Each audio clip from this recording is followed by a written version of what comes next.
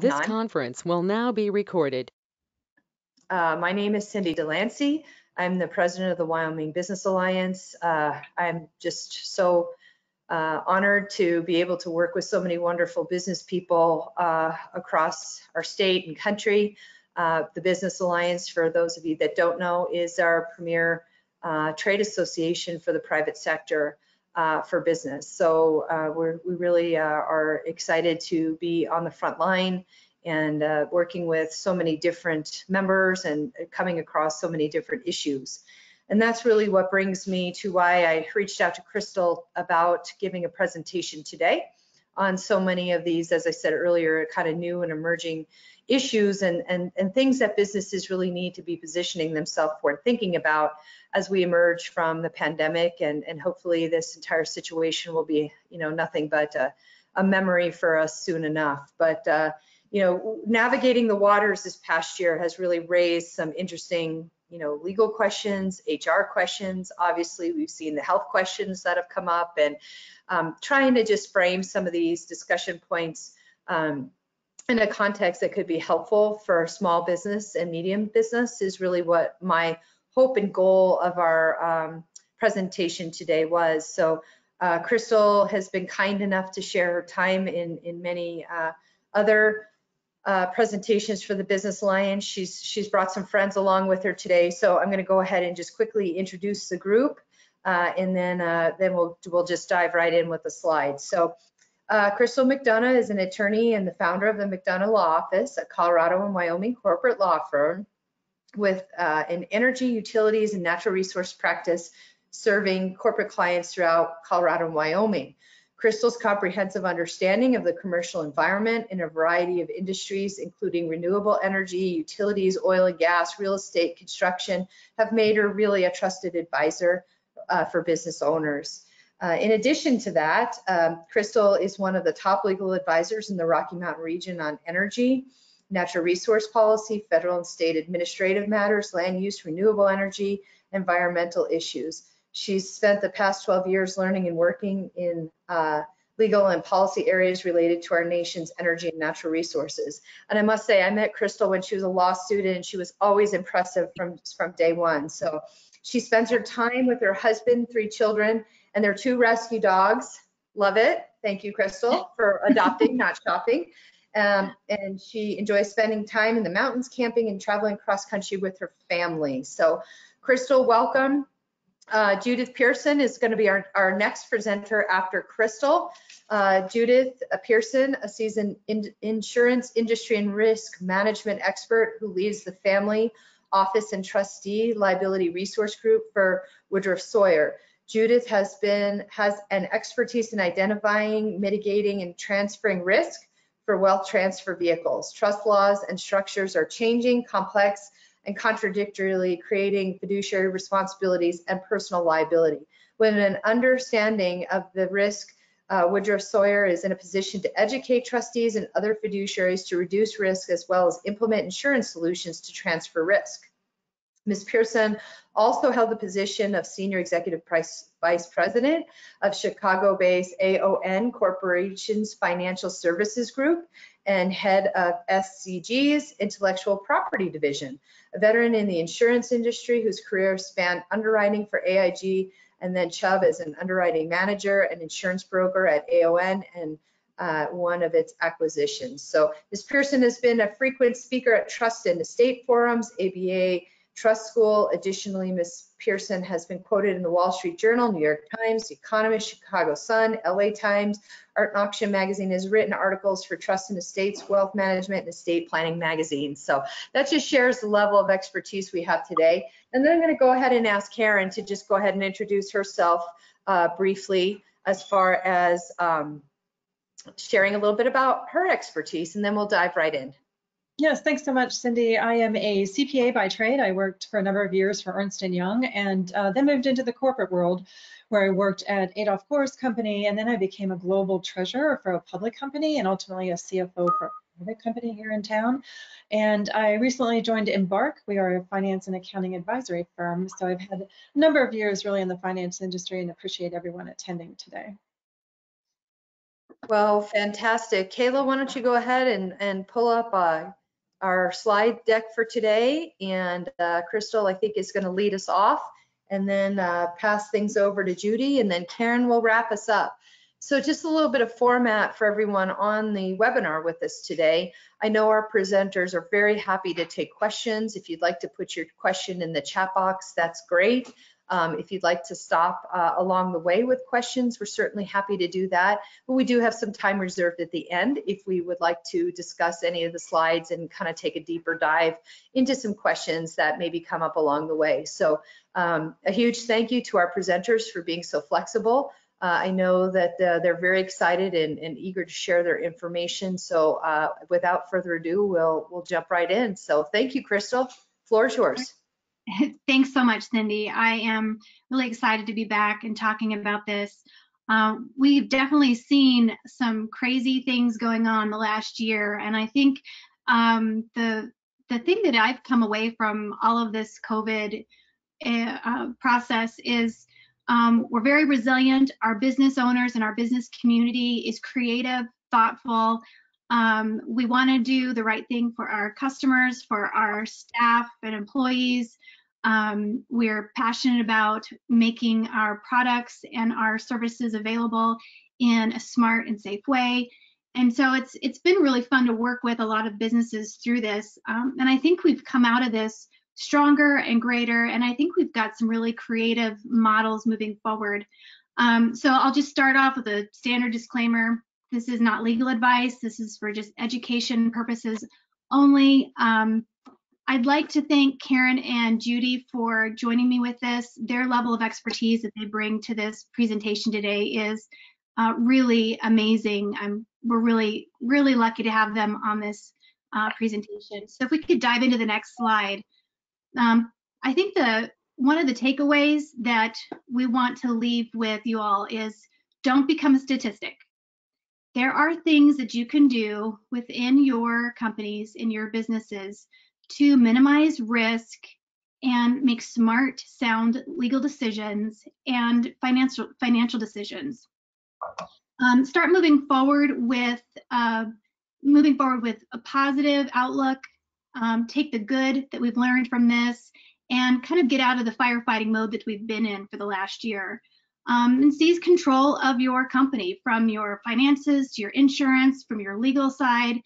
Really take this opportunity to look at your business from a holistic perspective on all of the areas of risk that you might face. Bring in the experts to help you make some sound decisions, and it's going to just help you sleep at night, knowing that you may not be one of those people that becomes a statistic. So what are the statistics? If you go to the next slide. So according to 2014 Forbes article, between 36% and 53% of businesses have at least one legal dispute or court proceeding in a given year. That's a high number. And with COVID, those numbers, we don't know the statistics yet coming out of that. There's lots of pending lawsuits out there. We're waiting to see how things turn around. But you know, there's a lot of concern from businesses on how can I stop myself from being sued? How can I prevent this? Employees, contractors, vendors, clients, customers, business partner disputes. Those are just a few of the examples of people or entities that are suing companies. But the big concern that we see, and we see this every day, even in our firm, is that a lot of these disputes are often preventable or at least minimized if you are properly planning and you're looking ahead, you're managing your risk, you're getting the proper insurances, you're doing the proper financial planning, and you're covering your bases. Those things, a lot of these things can be minimized, if not prevented, at least minimized. And doing a thorough look and review at your entire business operation every year is really critical, and you should be doing this annually. And I think one of the lessons coming out of COVID and moving forward is a lot of businesses weren't prepared. I think that was one of the big takeaways that we saw. Businesses weren't prepared from the legal standpoint.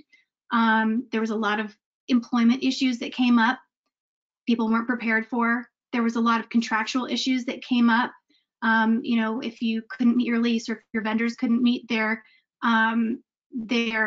contractual obligations with providing goods or services, there's a lot of really interesting issues that popped up, and there was questions about whether insurance was adequately covering. Did you have the right policies? Lots of things kind of came out of this and caught businesses unprepared. So I think the takeaway from that is, moving forward, you should plan into your business strategizing each year with an evaluation from the top to the bottom of your company, and look at where there might be any holes. Look to see if your contracts are up to date. Look at your insurances, look at your financial planning, look and see where you can maybe make some tweaks, make some improvements. Those are just some good takeaways. And I think it's just good business planning to be doing that regardless each year.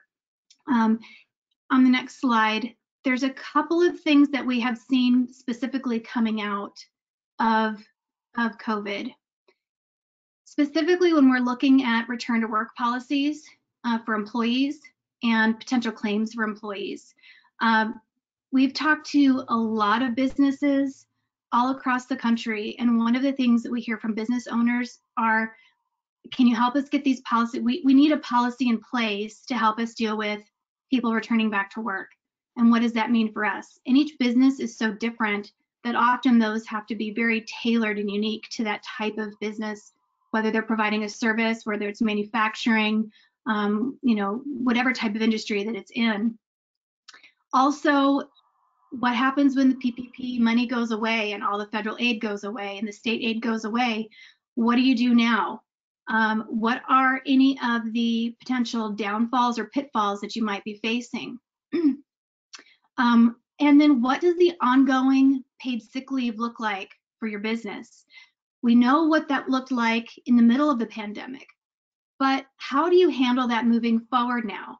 Post-vaccines, post-return to work? Are there going to be some issues that you should maybe put in your employment agreements? What about your employee handbook? The employee handbooks, I really think, are a tool. If businesses are not utilizing an employee handbook, I think a huge lesson learned from COVID is you need one. You should have one. It's a really good way to communicate what your policies are, make adjustments where you need to, but you have to stay on top of it. You can't just do an employee handbook and then 10 years later, oh, you know, maybe we should update that, or that doesn't fit anymore, or that doesn't work. We saw that a lot during the pandemic, and now coming out of that, moving forward, we're seeing a lot that needs to be changed and amended, especially as we're looking at how some of these guidelines are coming out from the state and federal government. Again, family medical leave plays into that as well. And then also one of the big questions, and I know Wyoming has been very insightful in its approach to this. There's a few other states that have also looked at this, but whether or not there's what kinds of liabilities from a legal standpoint a business may encounter. What is the standard of care that a business has to take? Those are some big questions that we've been getting a lot of those as people have been, a lot of businesses have been open. A lot of businesses have been business as usual. Others haven't, depending on the type of business, where you're located, what the risk factors are. And so I think those questions specifically related to your business, as far as what is the standard of care that you need to be looking at, and then looking at that in comparison to what the risk factors may be. We're getting a lot of questions now about the vaccine. One of the questions that we're getting is, what about privacy and HIPAA laws?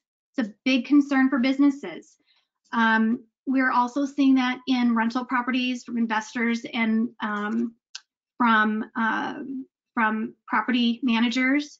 If you can't ask a certain question on a rental application, can you ask it of an employer or of an employee? There's a lot of privacy and HIPAA questions that are floating around, and some of them are in a kind of a gray area at the moment. Unpaid wages is another question, but to be honest, most of these issues that are on this slide could and should be addressed in your employee handbook. And I think from my perspective, one of the big legal takeaways is document what your policy is. Make sure that it's compliant with both federal and state regulations, and make sure that it's tailored to your industry and your specific situation. Because we were talking in our firm, in our company, everybody works remotely anyway. We are rarely in an office together, and occasionally we meet with clients, but not very often. Most of the time we do our work remotely with clients. So for us, our risk level is very, very different than a restaurant or a manufacturing facility. So really, you have to think of each business from a very specific perspective. And then going into the next slide, this really kind of leads us into the next question that we get. And I think we are seeing this almost daily, questions from clients. Can my company require vaccines? Should they? Am I supposed to do this? Can I leave that up to my employees? What is the answer to that? And Judy's going to talk about this even further from the risk perspective. But from the legal perspective, my perspective is employers are still bound by HIPAA and privacy laws. And so from the legal perspective, I think we have to be very careful about what we are requiring of our employees from a health and physical standpoint. We've got to be careful that we don't cross some of those discrimination lines as well. Now, the EEOC has provided some guidance, which I think has created some confusion within the industry, and we're seeing a lot of chatter back and forth about this. But EEOC has come out and said, yes, businesses can require the vaccine. And from their perspective, if there was a claim, under the EEOC for discrimination or something like that, this gave us a peek behind the curtain as far as how EEOC might consider any kinds of claims against an employer for not hiring, not promoting, for firing, and things like that under equal employment. So those are definitely some issues that we are looking at. We're following those. There are some lawsuits that are pending, and we're waiting to see how the courts are going to interpret some of this. So I think really something to be careful with as an employer. You want to be careful with mandating or requiring something. And if an employee has a medical reason that they can't get a vaccine, then should you be requiring it? If they have some religious beliefs or disabilities or any kind of contract or a collective bargaining agreement, that's a big deal. And you need to consider all of those before mandating something like that. But these are questions we're hearing, and really the answers are all across the board. Some employees are choosing not to, and some are. But from the legal standpoint, we're still waiting on the courts to see how they are going to handle that. We're seeing some pushback from a lot of states on that. We're also seeing some push to require it. So from the legal perspective, unfortunately, we're kind of in a wait and see pattern. But I would like to turn it over to Judy now, because she's going to talk about it from a little bit of a different perspective, from the risk, the liability, and the insurance component. And is there a way to insure around this? And she and I have had a lot of discussions over this, so we'll stay on that same slide for just a moment while Judy talks about this from her perspective. Crystal, before we switch over to Judy, Sure. I took some notes, and I was just kind of wondering if you might be able to just touch on a couple things. So Yeah. I could not agree more with everything that you just said. And this is really something that I've been trying to tell our members, how important it is to get your arms around some of these, again, these issues that we never thought about. Yeah. So in addition to just, assessing your risk and reviewing your insurance policies, can you just touch on the importance of knowing your policy exclusions? And just how important it is to not only know, the contents of your policy of what is covered, but how important it is to know what isn't covered. And then the second thing that I was hoping that you might be able to talk on before we move to Judy is, the value of the employee handbook. Do you have a sense of maybe a cost range of, if a business is thinking about getting a handbook, what kind of financial investment will that mean for particularly our smaller businesses? Are there some resources out there, perhaps from the university or other larger business trade groups that might have some starting points for handbooks in Wyoming? Or I know that these handbooks are very jurisdictional specific based upon the laws of the jurisdiction, but do you have some ideas for resources that could be a starting point for some of our members that maybe don't have access to a legal team to assist them in the drafting? Thank you. Oh, yeah, absolutely. So there are a ton of resources out there for employers who are looking to, if you have an employee handbook, that's great. But if you don't have one and you need to start from scratch, I know that ADP and some of the other payroll services offer some forms that you can use to get started. Now, they're very general and generic, so I never advise just stopping with a free form that you get, because you need to make sure that you're getting that.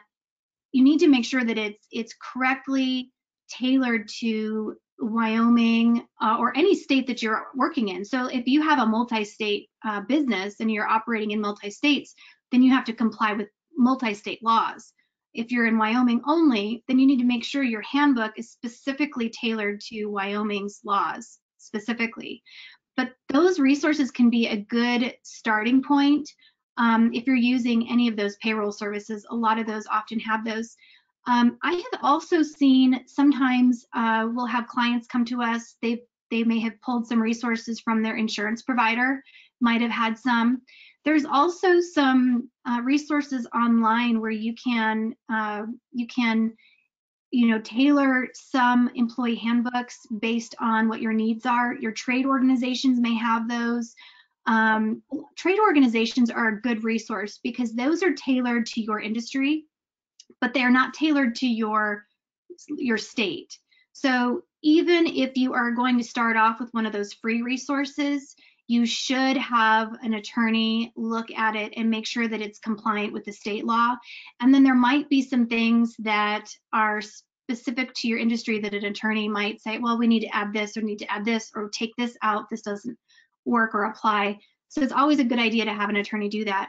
I would say your cost for something like that, if you're starting from scratch, it can be anywhere from $1,000 to $5,000, depending on the type of handbook you need, how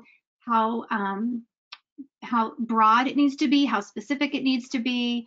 If it's just a simple plan with just putting some very straightforward policies and some compliance, that's different than if you have, if you've got a few employees versus 100 employees.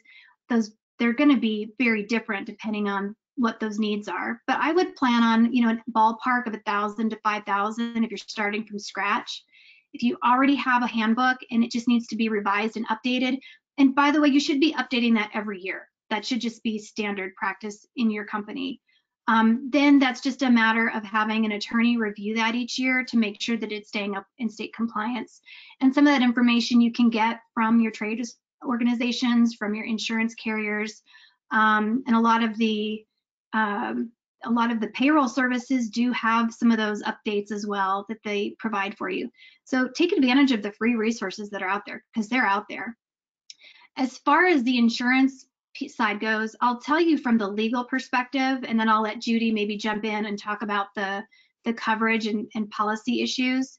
But we have had a big portion of our practice is involved in reviewing policies to know what claims our clients have from the legal side. And I'll give you some examples. We have been working with a lot of victims from the troublesome fire in Grand County, Colorado, where there was over 400 residential homes lost. We've been doing a ton of representation on those cases. And one of the things that we have seen repeated over and over and over and over is that people didn't have the right policies. This happens in business too, where we'll have a client that has an issue that pops up, and we tell them that they need to, we'll look at their insurance to see if that's covered. most of the time it's not because they didn't get the rider, or they didn't get that policy, or they didn't talk to their insurance provider, their agent, to make sure that they have the right kind of coverage. So then we end up dealing with a lot of the legal issues on the fallout on that side, because maybe they didn't have what they needed. So I think, every business really needs to have what I call the 3 prongs of your business, your 3 advisors. You need to have your legal, your insurance, and your financial advisors.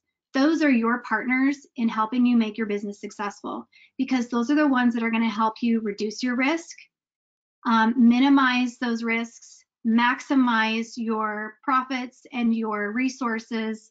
And they're looking out for you as a whole. You've got a whole team there to help you to succeed.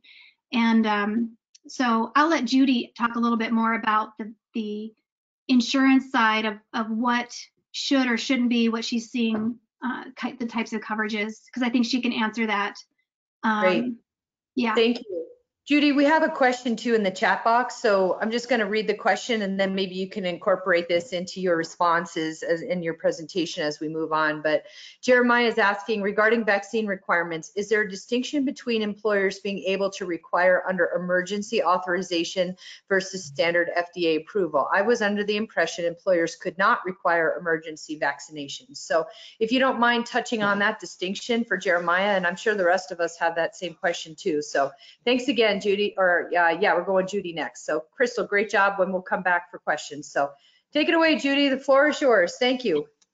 Okay, well, I'll start with the answer, but Crystal may need to weigh in on that one. And I think the answer is everything's in flux. There are laws out there, and then there are guidance out there, and the guidance is changing on a daily basis. So I think the answer is we don't know, and it's in flux, and we keep dealing with each piece of it. Just as when we put this presentation together, this was one of the key questions that people were asking. And at that moment, the theory was that yes, employers could require vaccinations, but I think as we've been looking across the country, most employers are backing down on that and trying to figure out how to manage through it, especially since so much of the population is either waiting to decide if they're going to get vaccinated or if they are going to just not get vaccinated. So I think I'm going to throw that one back to Crystal after I kind of finish the other pieces to see if she has a different viewpoint on it. By accident, my name isn't there and it says WS Help Desk.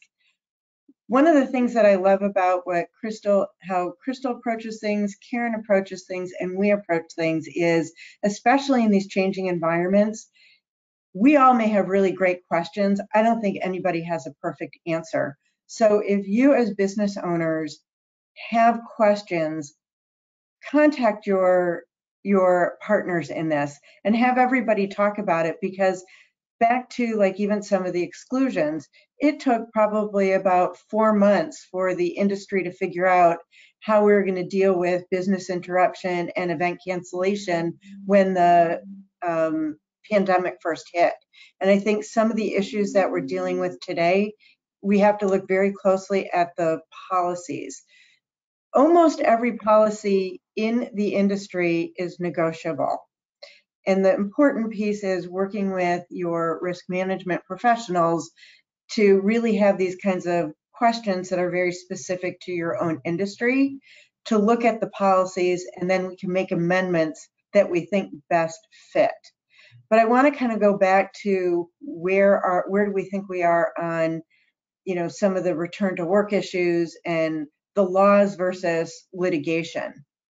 I think it's going to be really complicated. We don't have any perfect answers. One of my CEOs, as an example, had a situation mid-pandemic where he had to downsize because it didn't matter the PPE loans he was getting. He just couldn't afford to keep all the employees. And there were 10 employees all doing the same job. But when he rank ordered them in terms of performance, it turned out that some of the poorer performers were falling in some of the potential diversity categories. And he made a decision to simply make a decision based on performance And even some of the high performers were calling him up and saying, I think you're sending the wrong message. And he was lucky enough to not have any litigation come out of it. But I think with the Me Too litigation, with the back to work issues, if companies are going to be providing options for employees to stay at home, when it's time for promotions, sometimes it's just the reality is if you're in somebody's face, you know what somebody's doing, you may get a promotion ahead of somebody else. It's not necessarily discriminatory. It may be things by choice, but all I can say is my rule of thumb in today's world is it is complicated. And so each decision that you make, I think it's important to have the employee handbook. It's really important to update it so you have something to rely on. But each decision we have that we're facing in the next volatile few months, years, however long this is going to go, let's ask questions. Let's work with our partners. Let's figure out a good solution. That's part of the identifying the risk and mitigating the risk before we even get to the insurance piece of it. So that's really all I wanted to kind of say about the COVID and the vaccines and the return to work is I think employers have an untenable situation of having no good answer in almost any decision they make. Crystal, do you want to weigh back in on the very specific question about FDA approval versus emergency authorization? Unfortunately, we're going off of some of the guidance that's come out. I don't believe, personally, I don't think that a company should be requiring a vaccine to come back to work because there are too many unknowns. I think there are people that shouldn't be getting the vaccine because they may have health risks that may be exacerbated by getting a vaccine of this nature. There are other reasons that some people may not want to get the vaccine. They've already had COVID. So should somebody who's had COVID, there's a lot of questions that we don't know yet, and the CDC doesn't have any good answers. They're all across the board. So, this is my personal opinion. I'm not requiring vaccines in my company, but we also have very low risk for my staff and my employees. So I think it has to be taken on a case-by-case basis. I really do. I think the emergency versus the standard approval is a big question that I think it's a very good question, but I don't have the answer to it. I think the EEOC coming out a few weeks ago and saying, yes, they basically published their opinion and their guidance. But that's all it is. It's not law. But I think what it raised for all the employees was, okay, great. So that it may not be law, but this gives us an idea of how EEOC is going to handle claims. So, what do we do now? I think what it did is it created more confusion than it did help, quite frankly. So from the legal perspective, I am more of a sit back and let's wait and see. That's my perspective. I think that that's probably the safest place to be as an employer at this moment. But it's tricky. Even my husband and I, as we're talking about, even our own businesses, how do we handle these? We kind of talk this in circles all the time. And I'm in law, so I feel like I should know the answer. But unfortunately, it's that famous lawyer answer. It depends, which I hate, but I think that's where we are. Okay, should we go to the next slide? Let's see, can I move it? I can't move it, even though it sounded like we have control. So next slide.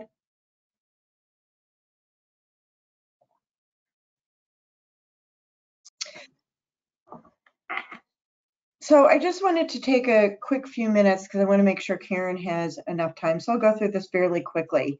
It has been a very difficult insurance market for over 20 years, building up to 2019. We were in a very soft insurance market where premiums were going down, coverage was getting broader and claims were increasing. And underwriters were able to maintain for many of those 20 years because of investment returns. But there was then a very long period of time since 2008 where the investment returns just weren't there. And it was the culmination, it started to become a hard market before COVID hit. And it was the culmination of the starting of the hard market and COVID that the underwriters were able to, I hate to use the words take advantage of a volatile situation, but that's really what it was. And they had to do that because they were being faced with a lot of claims. So when I think about your insurance program, you need to be very close with your insurance professional, understand which product lines are being underwritten more carefully as compared to your business. Start on your renewals early and then have a plan and figure out what your own risk versus premium is so that you can kind of go to the underwriting market with a plan versus the underwriters coming back to you with certain things. The one bright note that I would say, the last 30 days, we've started to see a little slowdown on the increases of premium on what underwriters would call pristine business. That's a very case-by-case situation. I've also noticed the underwriters starting to get more active on their marketing campaigns. So I think we're going to start seeing, a little less challenge in the underwriting marketplace on those risks that aren't as volatile. Having said that, I think when you've got a publicly traded D&O policy or a SPAC, or you've got property that's subject to some of the weather issues or climate issues that we've had. So we've had hail and fire and wind and all the things that are creating a ton of losses for the underwriters. It's still going to be fairly volatile. We're going to see the cyber liability is skyrocketing. I've seen some carriers or some clients experience over 500% increases in a matter of months because of all the cyber attacks that we're seeing that are getting very complex.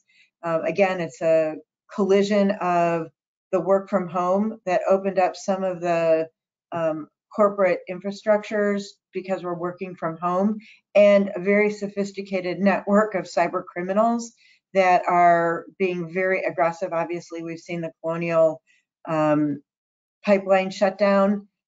So it's something that every business has to look at and think about, and risk management is the number one piece, but you should really think about the insurance piece of that.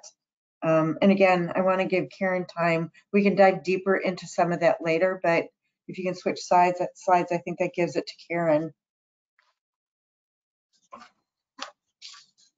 Great. Thanks so much, Judy. Yeah, it's a really good overview. And like you said, a lot of uncertainties and still a lot of questions out there about things that aren't really finalized. But, oh, actually, Judy, is this you? Oh, I thought this was towards the end. The magnitude, so a lot of us are focusing on the D&O claims. I'll get through this again. We can dive deeper if you have more questions. There's an escalation of D&O claims right now, and it used to be coming from just publicly traded companies because of stock drops, but we're not seeing that. Really, we're seeing, capital raising, whether you're private or public. Cyber is a huge one. The employment practices at Me Too do kind of get into the D&O claims as well. Regulatory exposures right now, I think everybody is on a heightened awareness of what might be changing from a regulatory perspective. We haven't seen the amount of bankruptcies that we've expected. My personal view on that is it's just been deferred and delayed and not, I don't think we're through all of that. Just to give you a quick summary of where claims are going, there's 500 publicly traded company claims that are backlogged in the court systems. So while the likelihood of getting sued in this last year went from 5% to 4%, we have no idea the magnitude of these claims right now because of the SPACs and the IPOs and all the things that we've been seeing. Average claims, if you're a publicly traded company, I'm going to give you a broad range because there's detail behind it, but average claims are somewhere between $10 and $28 million. Private company claims, we're seeing an average of 1 in 4 companies getting sued, with an average of 400,000 in settlements. So you need to really look at your business, what your plan is for the next year, meaning, are you going to be doing any capital raising? Are you doing any expansions? Are you going to be in any M&A activity? And work with your insurance professional to make sure that the coverages are included in your policy. Next slide, please.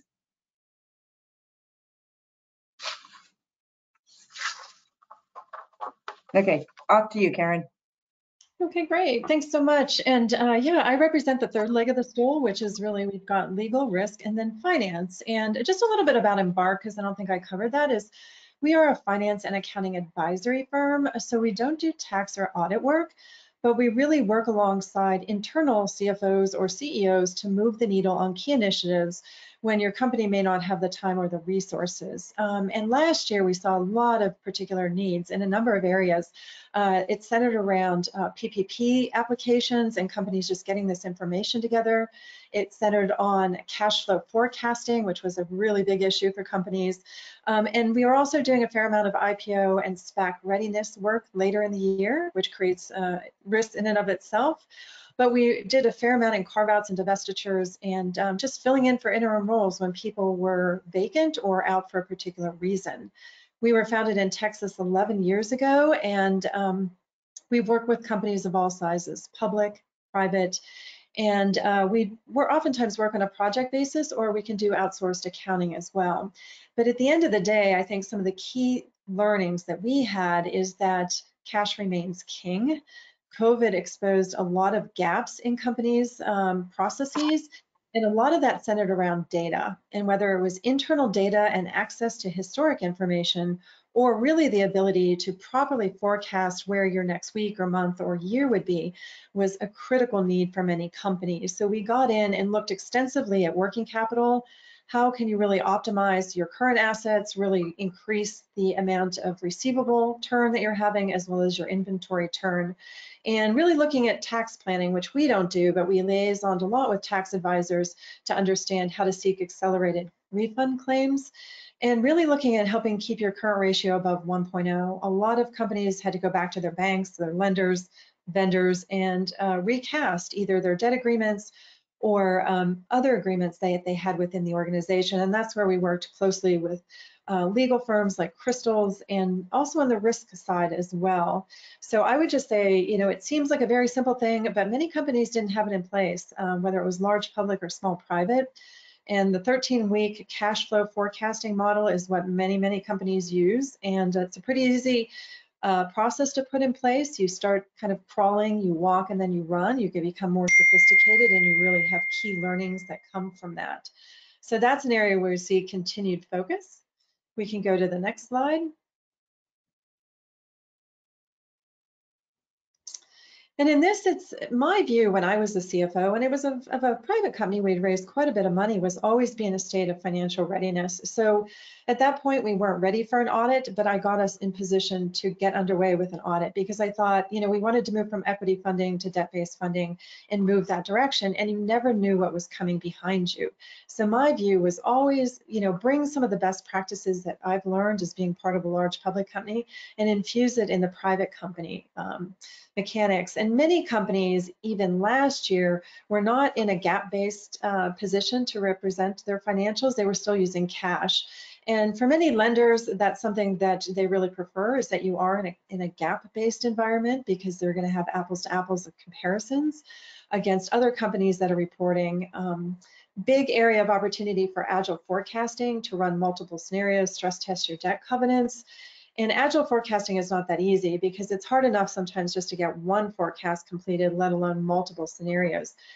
So in this particular case, we found a lot of people trying to move out of manual processes, really use automation, some predictive learning capabilities to really help them better forecast and keep their accounting team small, which is always, you know, or lean, which is always a key component of managing your G&A, but still give them the tools that they can be successful and give the company the information it needed to make good decisions. We saw many companies last year look at potentially selling their businesses. It was dependent upon how they were impacted by COVID. Some held off, some were anticipating that, increased taxes coming with the new administration. And so many of them put themselves in a position where they weren't actively going out to the market to sell themselves, but they wanted to have us come in and look at everything, their financials, client concentration, and really put together a report that would say, this is all the information that you're going to need to present yourself to a seller in the event that you do go forward. And it just gave them a lot of flexibility, a lot of optionality. It did require time and investment on their part, but we found it was really instrumental in really enabling them, if they were interested in selling, to optimize their valuation. We can go to the next slide. And I would say what we're seeing in a tremendous fashion is really this need to automate. It's front and center. So many companies have talked about this over the years, but they want to reduce their time to close. They want to have better information, more timely decision making. And really at this point, there's so many wonderful platforms, tools, technologies out there that we did a lot of work in helping people assess what were their needs, what systems could solve the problem. How do you then implement that and really realize the benefit of some of this technology investment? So we're seeing a lot of automation of repetitive and manual processes.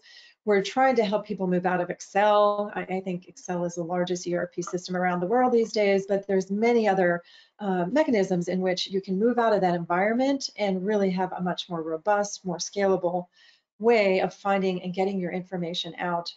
Data analytics is really a lot of discussion around that, taking the information both internally and externally, digesting it so that as a management team, companies really can move forward in a better way. And I had a Deloitte study that I looked at. You can go to the next slide, which just really demonstrated some of the values of making these investments. And I'm sorry, it was KPMG. They basically said that if you really are looking to invest in technology and perhaps looking at your entire processes, both manual and automated, that you can realize a fairly significant reduction in your accounting cost, about 45% in your general accounting cost, 15% improvement in working capital, and a 50% reduction in manual reconciliation. So that means you continue to keep your teams lean, you have better information, more timely decision making, and you're able to really articulate to investors and lenders the information they need to know to make sure you're in good standing with them, which is critically important. So with that, that kind of wraps up my section, and I think Crystal was going to talk a little about on the next slide about how digitization of the workplace is impacting companies from a legal and a risk perspective. So thank you.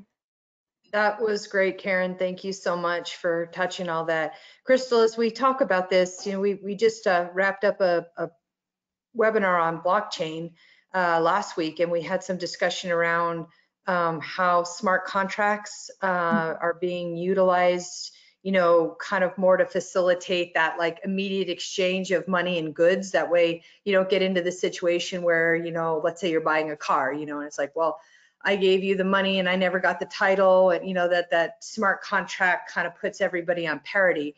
So if you have any thoughts on that and just anything else, that I know that many of our members would like to learn more a little bit about that. So thank you again. Go ahead. All right. So I think one of the big things that came out of COVID is that we're seeing a lot of the old way of doing things doesn't necessarily mean it's the only way or the best way. And so some perfect examples of that. And Wyoming, again, was one of the states leading the way on this, is remote notaries. As far as digitization in the workplace, a remote notary, what a brilliant idea.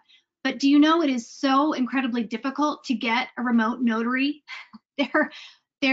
Most of the states don't, they're terrified of remote notary. They're afraid that it's going to create problems in notarization and verification and things like that. But there's really some neat technology tools out there that can be used.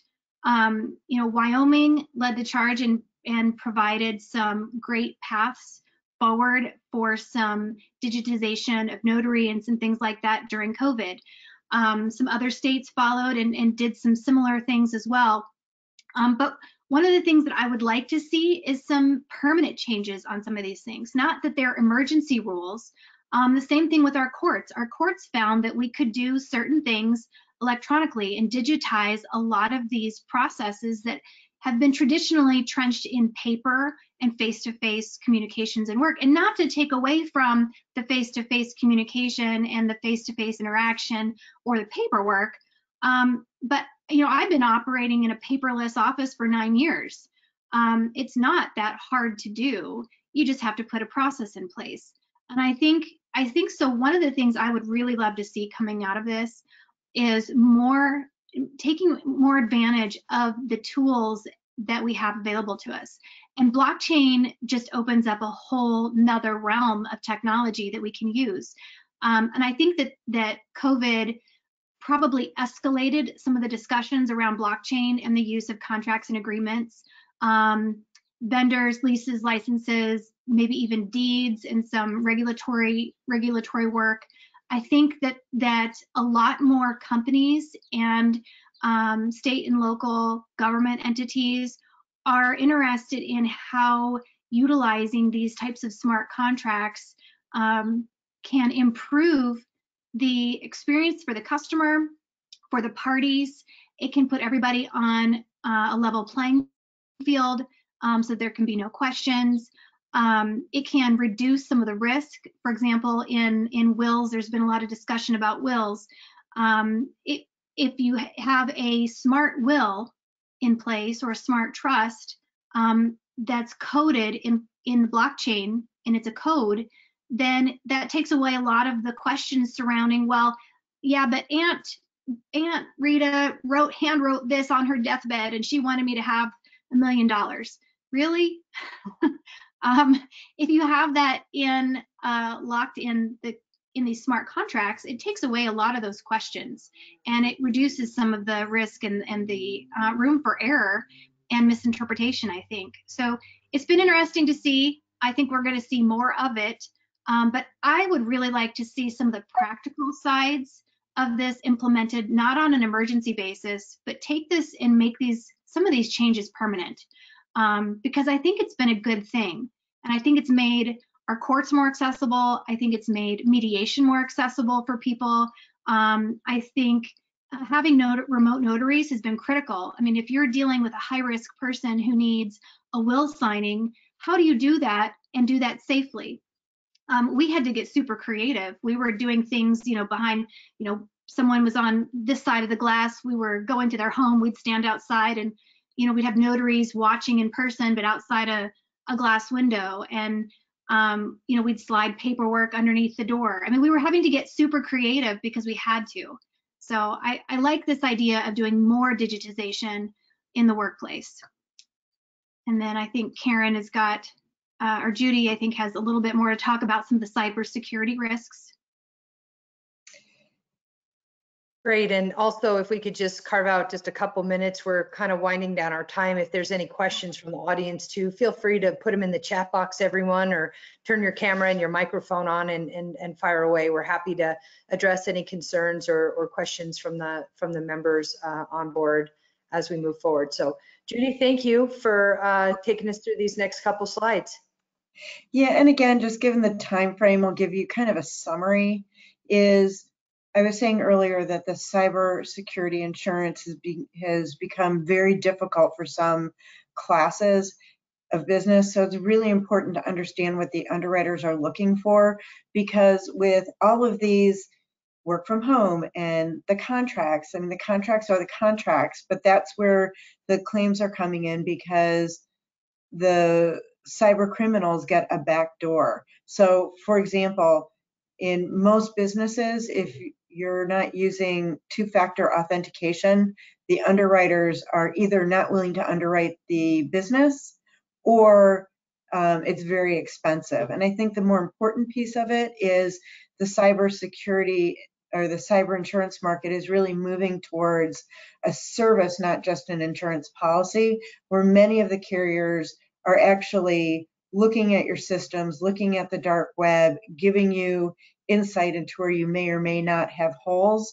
They're not as sophisticated as we want to see them, but they are certainly far better than they used to be. And I want to make a comment about the blockchain. I've been doing a lot of studying about the NFTs. And I think what Ethereum is doing is really focusing on the blockchain and the smart contract, not necessarily the sales for the NFTs, although that's how we're getting the market going. But let's not forget that we've already had a couple of those systems hacked already. So it's all about what gets on the system, how accurate it is in the beginning, and can it actually be hacked? And we don't know the answers to those yet. But I do believe that the blockchain at some time in the future is really going to help automate a lot of these different pieces. And I just wanted to give room for questions. So again, we can dive deeper if anybody has additional questions. Great, wonderful. Questions from anyone online? Questions from anybody out there? Okay, well, I had a few, just as we wrap up, maybe you have time for one. Just again, like it's very hard, I think, as a business leader to look towards our legal and tax advisors and hear, I don't know. And that's the space that you are all in as professionals. And I certainly realize this, but how do you have a time frame of maybe when? I mean, I know we'll see how some of these issues unfortunately play out in the courts, and pray to God that we're not one of the test cases as defendants. But do you have a sense, just seeing other really emerging and volatile areas in the law where it took, what kind of time frame are we looking at perhaps before some of the answers to these really difficult legal issues, political issues, policy issues might kind of settle down a little bit? I've sure noticed that, COVID and the pandemic is very personal for people, people really, really feel things, in a very individualized way. And I try to be completely respectful just myself of everyone's personalization of our current situation. But do you have a time frame, or, of maybe when things will be a little bit more certain and we can move past, I don't know? Yeah, that's the trick question. I think, I'm thinking we're probably going to know more in the next 3 to 6 months, because, when EEOC came out and said, yes, you can require vaccines, all of a sudden there was a whole lot of businesses that just kind of went into an uproar. And then the legal field kind of went, wait a minute, what about HIPAA? What about privacy? What about, a whole host of things. And I think, myself included, I went, what? How? There's a whole lot of questions. So I think EEOC is taking a look back at this again, but I don't know. Maybe in 6 months we'll see some resolve on this. But to be truthful, I think it's going to be dependent almost on a state by state level. I think the states are going to be addressing it. That's what we're seeing. I think individual states are coming up with their own ways of dealing with this, and maybe that's the better plan, because COVID, each state is having a different COVID experience, and even to the county level and the local level, depending on the exposure and the risks. So I don't think there's a good answer. And I was just thinking about this, here we come on this really fantastic opportunity to speak with you and talk to you, and I keep saying, I don't know. I don't know. Well, we certainly understand, Crystal. I mean, none of us know, and that's the challenge of this entire situation. And we're so incredibly grateful for all of you to give us just that little nugget of guidance, to kind of help us start thinking about these unique situations. So by no means is my question, designed to highlight, a deficiency. It's just that simply just, again, I think we'd all feel a little bit comfort if we had a sense of kind of when we get to the point maybe where we will have a little bit more understanding of when some decisions on these things might be made, from that regulatory frame. So we feel your pain, I guess is what I'm trying to say, and really embrace that. So questions from anyone else before we wrap up? Well, I'd actually like to add something on that last one too. Yes. I don't know. It's also a opportunity, right? Because look, the court system, from an insurance perspective, the court systems have such a lag from the time a claim gets filed to the time it goes through the courts major decisions going through the court system to see how it plays out. The opportunity is when a company has a question, to call Crystal and say, what do you think the legal perspective is? To call Karen and say, what do you think the financial impact is for this? And then this is the micro level. And then to bring me into the conversation and say, well, let's take a look at all your policies. How does this one specific decision, waterfall through all these different pieces? Now that's a micro, not a macro. The macro, I don't think we're going to have a good answer. The micro, we can manage if we all ask the right questions and investigate it together. It's not perfect, and we'll never have perfect answers, but at least it's a start. You bet. Yep. Karen, do you want to explain to us GAAP versus cash for small business for planning moving forward?